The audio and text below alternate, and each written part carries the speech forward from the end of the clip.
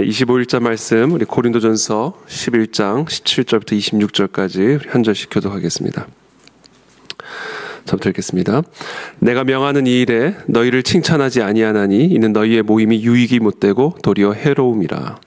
먼저 너희가 교회에 모일 때 너희 중에 분쟁이 있다 함을 듣고 어느 정도 믿거니와 너희 중에 파당이 있어야 너희 중에 옳다 인정함을 받은 자들이 나타나게 되리라. 그런즉 너희가 함께 모여서 주의 만찬을 먹을 수 없으니 이는 먹을 때 각각 자기의 만찬을 먼저 갖다 먹으므로 어떤 사람은 시장하고 어떤 사람은 취함이라. 너희가 먹고 마실 집이 없느니 너희가 하나님의 교회를 업신여기고 빈궁한 자들을 부끄럽게 하느냐. 내가 너에게 무슨 말을 하랴. 너희를 칭찬하랴. 이것으로 칭찬하지 않노라. 내가 너희에게 전한 것은 주께 받은 것이니 곧 주 예수께서 잡히시던 밤에 떡을 가지사 축사하시고 떼어 이르시되 이것은 너희를 위하는 내 몸이니 이것을 행하여 나를 기념하라 하시고 식후에 또한 그와 같이 잔을 가지시고 이르시되 이 잔은 내 피로 세운 새 언약이니 이것을 행하여 마실 때마다 나를 기념하라 하셨으니 너희가 이 떡을 먹으며 이 잔을 마실 때마다 주의 죽으심을 그가 오실 때까지 전하는 것이니라. 아멘. 네, 내가 명하는 이 일에 너희를 칭찬하지 아니하나니 이는 너희의 모임이 유익이 못되고 도리어 해로움이라. 이 고린도 전서, 특별히 고린도 교회에 주시는 이 사도 바울, 이 고린도 교회 성도들의 영적 성숙을 위한 이 사도 바울의 가르침은 어떻게 보면 좀 일관적으로 책망에 가까운 그런 말씀으로 계속해서 이어지죠. 우리가 하나님의 말씀을 들을 때 내 마음에 맞는 말씀만을 기대하면 여러분들은 이 말씀을 통해서 계속 시험에 들게 될 겁니다. 왜냐하면 하나님의 말씀은 우리를 위한 말씀이고 또 우리를 성숙시키고 우리를 성장시키기 위한 말씀이기 때문에 이 하나님의 말씀을 들을 때 우리는 물론 기대감을 가지고 듣죠. 그러나 그 기대감이 너무 지나치게 위로에만 초점을 맞춘다라든지 또는 어떤 복, 축복 여기에만 지나치게 우리의 마음의 중심이 치우쳐 있게 되면 이게 참 뭐랄까요, 하나님의 말씀을 통해서 우리가 얻을 수 있는 영양분을 놓치게 되는 것이죠. 그러니까 쉽게 말하면 이제 편식을 하게 되는 것이죠. 그래서 우리가 이 하나님의 말씀을 들을 때 올바른 기대감을 가지고 말씀을 듣는 게 매우 중요한데 저는 그렇게 생각합니다. 무슨 말씀이든지 받을 준비를 하는 것, 이것이 올바른 말씀에 대한 기대감이다. 여러분, 하나님은 하나님이십니다. 여러분, 그렇기 때문에 하나님의 말씀이라면 그게 무슨 말씀이든지 받아들일 마음의 자세와 준비를 가지고 말씀을 들을 때 그게 올바른 말씀에 대한 기대감이고, 그거를 받아들일 때 그때 우리의 삶의 진정한 성장과 성숙과 기쁨과 열매를 맺을 수가 있게 되는 것이죠. 사도 바울은 지금 고린도 교회를 향하여 아주 일관되게 책망에 가까운 말씀들을 이어가고 있습니다. 내가 명하는 이 일에 너희를 칭찬하지 아니하나니 이는 너희의 모임이 유익이 못되고 도리어 해로움이라. 너희가 모이는데 그게 해롭다, 이렇게 얘기하시는 것이죠.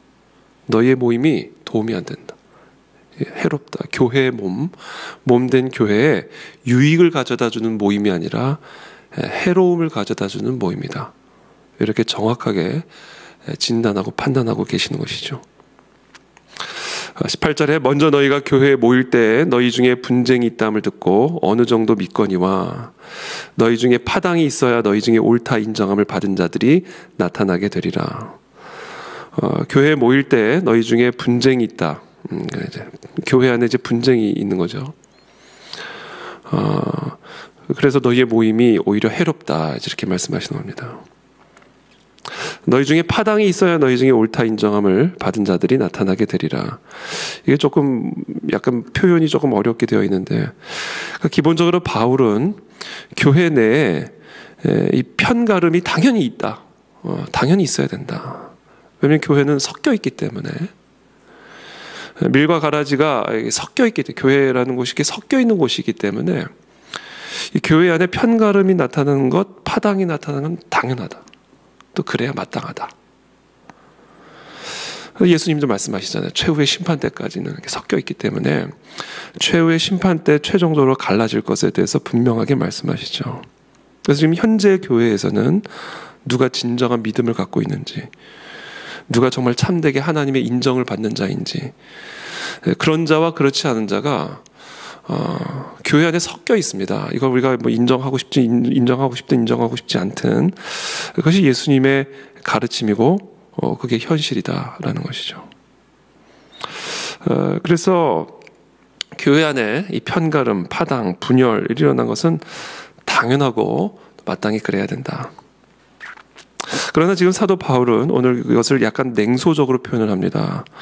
이런 지금 너희들 안에서 일어난 이런 종류의 분쟁을 통해서 차라리 옳다함을 인정을 받는 그런 밀과 가라지가 분리되는 일이라도 일어나면 좋겠다 라는 약간의 냉소적인 그런 방식으로 지금 이 고린도 교회 안에 일어나고 있는 이 분쟁을 어떻게 보면 책망하고 있는 것이죠. 그래서 이왕에 이런 분쟁이 일어난 김에 밀과 가라지라도 분리되는 그런 일이 일어났으면 좋겠다라는 일종의 냉소적인 표현으로 지금 이 교회 안에서 일어난 분쟁을 책망하고 있는 것입니다.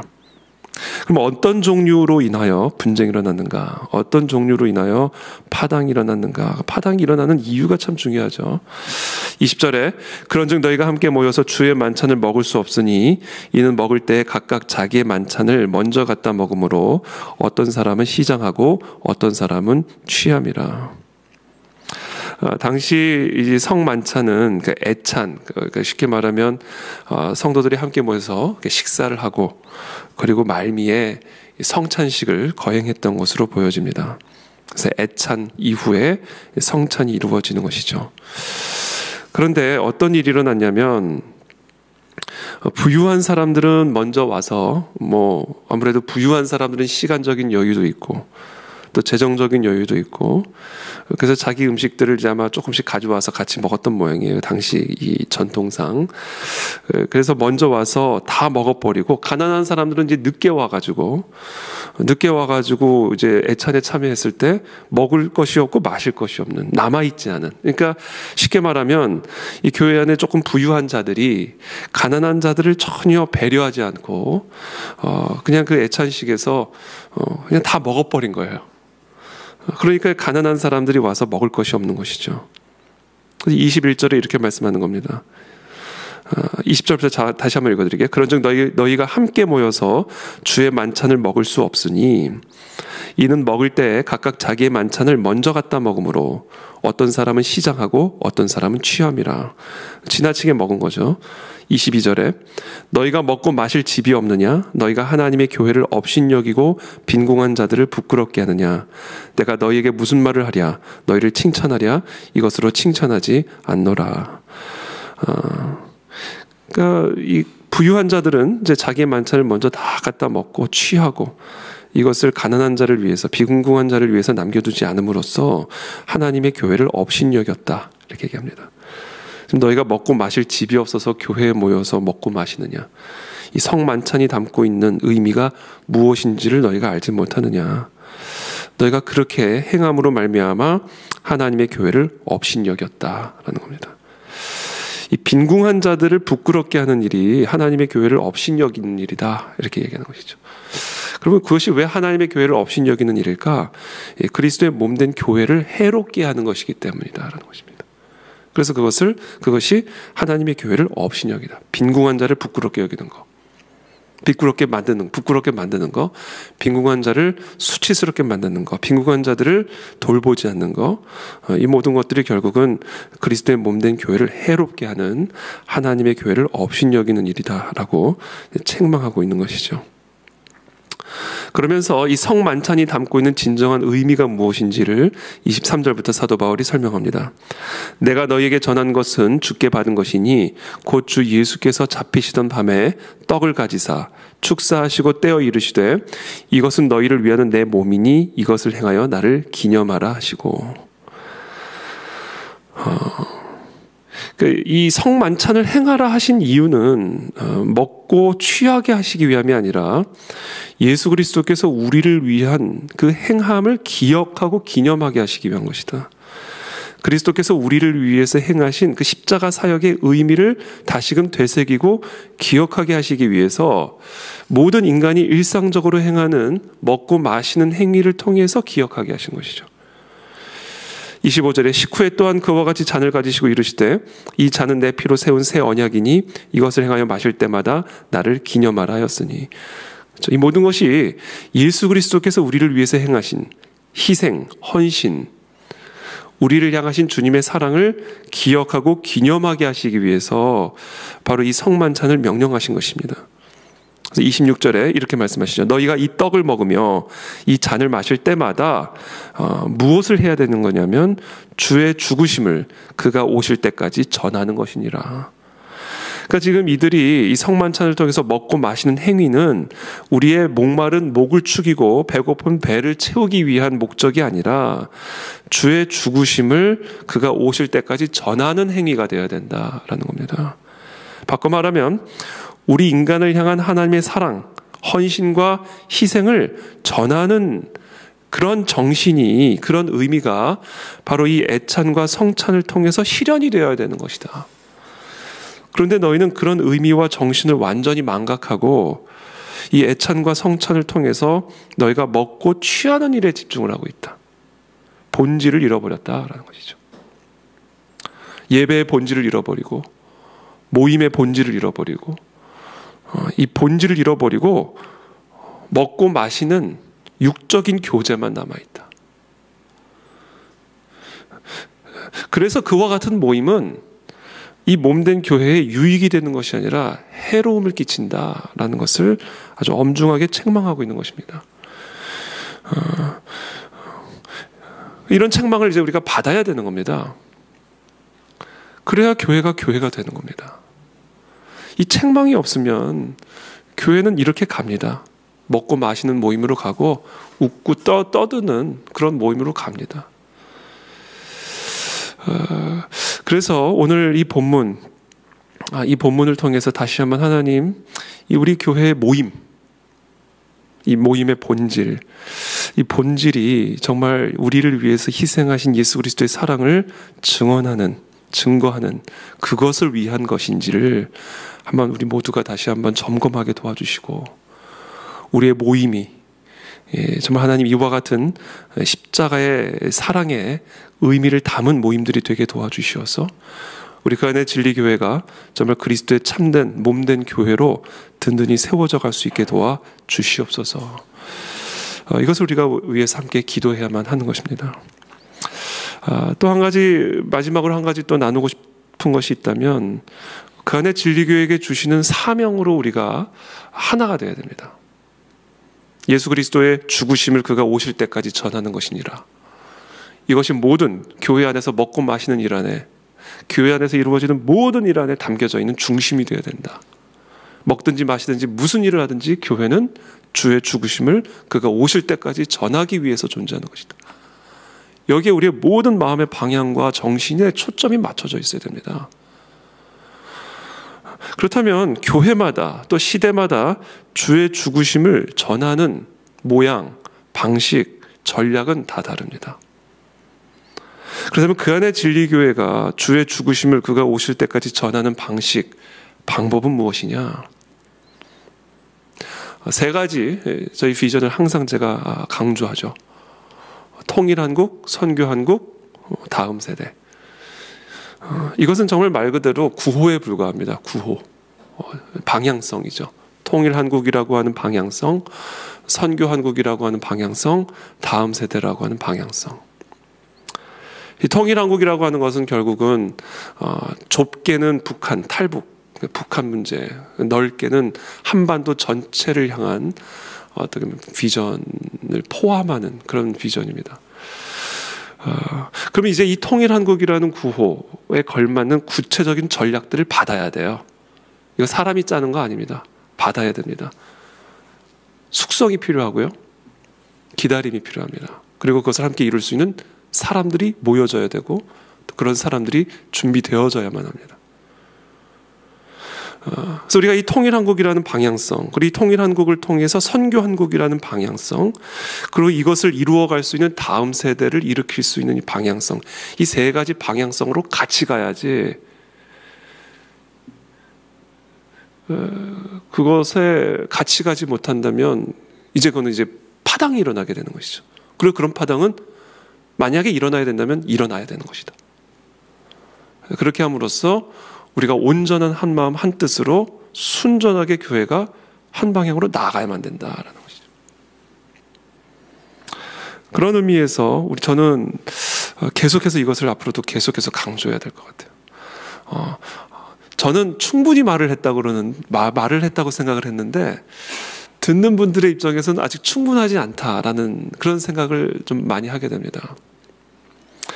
그래서 이것을 제가 아주 그냥 귀에 못이 박도록 우리 그 안에 진리교회는 통일한국, 선교한국, 다음 세대를 위해서 윌버포스 크리스천 스쿨과 윌버포스 아카데미와 주일학교 사역. 저는 여기 우리 그 안에 진리교회는 완전히 올인된 교회입니다. 이 방향으로 우리 교회는 가는 겁니다. 그때 이제 통일한국과 선교한국의 구체적인 전략도 나오겠죠. 순서는 통일한국, 선교한국, 다음 세대인데 실질적으로 구체적으로 진행되는 사역은 다음 세대부터 시작을 하는 거예요. 다음 세대, 선교한국, 통일한국. 그래서 우리 교회는 다음 세대에 아주 초점이 맞춰진 교회다. 그래서 정말 우리 그 안에 진리교회는 이 세 가지 우리 교회에게 주어진 이 시대적인 사명, 또 우리 교회에게 주어진 이 특별한 사명을 우리 그 안에 진리교회 모든 성도들은 한 마음 한 뜻으로 품고 함께 기도하면서 힘을 보태야 됩니다. 그렇지 않으면 우리의 모임은 유익이 되는 모임이 아니라 해로운 모임이다. 그 안에 진리교회가 세워진 하나님의 뜻이 있고 목적이 있는데 그 뜻과 상관없이 그 뜻에 대해서 이해하지 않고 먹고 마시는 모임으로 전락해버리게 된다면 우리는 최후의 심판대 앞에서 오늘 이와 같은 하나님의 책망을 피할 수가 없게 될 것이다 라는 것이죠. 그래서 저는 이 시간 기도합니다. 우리 그 안에 진리교회가 분열과 파당이 없이, 분쟁이 없이 정말 하나님께서 우리 교회에게 주신 이 하나의 비전과 사명으로 한 몸을 이루어서 군대가 되어서 전진해 나갈 수 있는 그런 강력한 군대가 세워질 수 있게 도와 주시옵소서. 그것을 위해 함께 세워갈 수 있는 하나님의 준비된 사람들을 보내주십시오. 그리고 이 안에서도 일으켜 주십시오. 그렇게 하여 우리 그 안에 진리교회가 앞으로 새로운 7년을 한 마음 한 뜻으로 한 몸이 되어서 하나님의 이 거룩한 사명을 이루어갈 수 있는 그런 교회로 든든하게 세워지게 하여 주시옵소서. 이것을 위해서 우리 모두가 함께 기도하는 이 새벽이 되시기를 예수님의 이름으로 축복합니다. 함께 기도하겠습니다. 살아계신 하나님, 제가 기도하겠습니다. 살아계신 하나님 감사합니다. 오늘 이 시간 우리에게 주신 이 사도 바울의 이 책망의 말씀을 우리들이 받아들입니다. 우리 그 안에 진리 교회가 정말 예수 그리스도 안에서 한 마음 한 뜻, 한 몸으로 세워지게 되기를 원합니다. 주의 죽으심을 그가 오실 때까지 전하라. 이것이 성도들 안에, 교회들 안에서 일어나는 모든 일에 단 하나의 이유가 되고 목적이 되어야 함을 다시 한번 우리 모두가 기억하게 도와주옵시고, 우리 그 안에 진리교회 성도님들 모든 심령마다 바로 이 사명의 불이 붙게 도와주시어서 하나님께서 이 교회에게 부어주신 그 사명을 위해 한 마음 한 뜻으로 기도하며 순종하며 전진하며 나아가는 그런 그리스도의 군대로 세워질 수 있도록 은혜를 베풀어 주시옵소서. 이것을 함께 이루어갈 하나님의 사람들을 계속해서 이 교회 가운데 보내주시고 또 이 교회 가운데에서도 하나님께서 준비시키시고 세워주시어서 새로운 7년을 이 사명을 향해 거침없이 달려나갈 수 있는 그런 그 안에 진리교회로 세워질 수 있도록 은혜를 베풀어 주시옵소서. 감사하며 예수 그리스도의 이름으로 기도하옵나이다. 아멘.